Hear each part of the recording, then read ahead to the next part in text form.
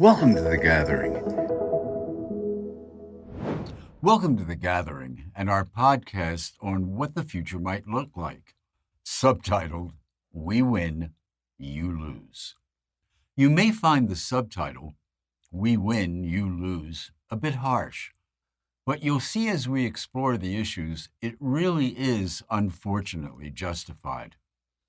It seems that conditions are such that compromise and negotiated settlements of issues no longer seem possible. Now, in this podcast, we'll explore why this seems to be the case in the United States.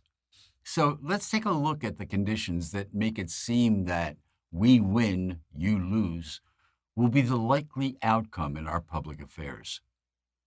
To begin with, all of this has to do with that overused term, polarization.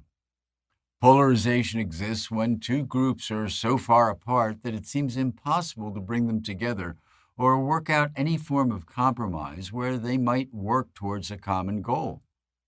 Let's take a look at how this plays out at home. The primary cause of polarization is the conflict between our two dominant cultural groups, progressives and conservatives. Too often, people use these terms only in a political context. After all, it is the political events that dominate the media and absorb most of people's attention. But the differences between these two groups and the causes for conflict really go much deeper than that. They have to do with cultural values. As Andrew Breitbart once said, politics is downstream from culture. It is culture that determines how people vote, and culture is made up of values. What's important to note about culture is that people shape their lives around their values. Values usually determine the way they speak, the way they act, who they are willing to spend time with, who they're willing not to spend time with, and the way they live their lives. What we have now in our nation is two groups that speak, act, interact, and live their lives in irreconcilable ways. Let's look at the differences. Conservatives generally have religious values. They believe in God, go to religious services, or believe that they should go more often and pass those values off to their children. They have a deep sense of right and wrong and very defined moral principles, whether they're Catholics, Protestants, Jews, or Hindus, for example. Progressives are quite different in this regard. They are generally secular and lack the type of clear moral systems that come from religion. They do have a sense of right and wrong, but it's often situational. They may believe that killing a baby is wrong, but that abortion until the time of actual birth is justified if a child would interfere with a woman's career or lifestyle. For the most part, progressives lack a clear set of defined principles that can be applied to different situations. Conservatives and progressives also differ in their orientation corresponding to sex. Women tend to be more progressive and men tend to be more conservative. No doubt there are progressive men and conservative women, but progressive men tend to be more feminized and conservative women share the same values as conservative men, as we'll see below. Conservatives tend to have strong family values and are part of intact or extended families. They value the lives of the unborn and are fiercely protective of their children's education. Many of the members of the pro-life movement are mothers with intact families. Other conservative mothers are involved in groups like Mom for Liberty, where they work to elect school board members that will protect young children from pornographic materials in libraries and classrooms. Family life, saving lives, and the protection of children drive much of conservative thinking and action. Progressives are much less family-oriented. They have a constantly growing proportion of singles and childless couples. They are at the vanguard of abortion rights movements that would even allow an abortion while a woman is in labor, as reflected in the legislation just signed into law in Minnesota. They support LGBTQ rights to the degree that many favor drag queen story hours in school for young children, the type of pornography in libraries and schools that conservatives fight against, and even forbidding teachers from telling parents when a young child wishes to transition. Some progressive states have gone so far as to declare themselves sanctuaries for minor children from other states seeking transition procedures and will arrest parents trying to rescue their children and take them home. Conservatives tend to be hardworking, blue collar people, small business owners and entrepreneurs, mostly middle class. They believe that almost anyone who works hard can make a good living and support their family in a land of opportunity.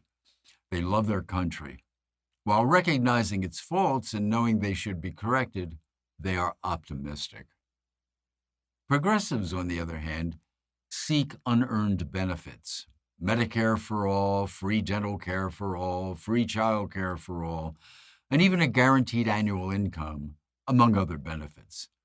They tend to be made up of a tiny elite of the super wealthy or powerful and a large demographic of the chronically unemployed, often relying on welfare for generations. Many view the United States as the land of oppression that has robbed them of opportunity, and some are quite vocal in stating their hatred for our nation. Many tend to be pessimistic. Conservatives want to be left alone to pursue their goals. Theirs is an emphasis on freedom, freedom from government, freedom from regulation, and freedom from institutional pressure. Theirs is a live and let live attitude. They don't care if California becomes the capital of progressivism as long as they can live free lives somewhere else like Texas or Florida. Progressives are quite different. They insist that everywhere should be California and demand that others adopt their point of view. They are perfectly willing to see their views forced on others through coercive education. All of these values of progressives and conservatives are deeply held and seldom change. They are also the kind of values that people are willing to fight for and even uproot their families and move to other locations. Consider the outpouring of people from California to Texas and New York to Florida. Neither side has room for compromise, and one group is unlikely to associate with the other. So, given the fact that conservatives and progressives are incapable of working together in the public sphere, or often even socialize, what will be the likely outcome of this conflict in the near term and long term? In the near term, people will probably continue to migrate to those states or urban or rural areas that share their values and live their lives accordingly. So long as there isn't a strongly progressive federal government imposing more and more rules that conservatives disagree with, there will be relative calm. If, however, there is an aggressively progressive federal government imposing more restrictions on people's lives, there will be heightened conflict.